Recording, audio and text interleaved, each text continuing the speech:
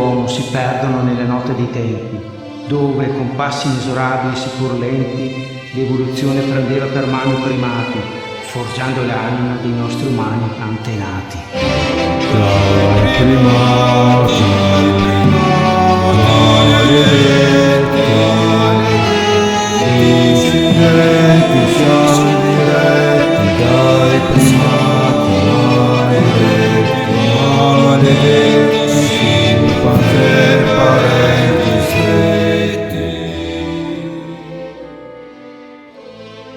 Risale agli albori dell'uomo sulla terra l'intreccio d'amore e odio, di pace e guerra.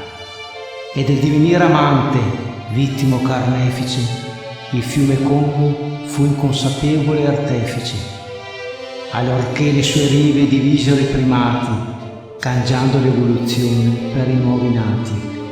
Da un lato il bonobo, foriero portatore d'amore, dall'altro lo scimpanzé, messaggero di dolore. E se nell'uomo arde la fiamma della guerra, è perché il fato scellerato lo depose in sine sponda scimpanzé.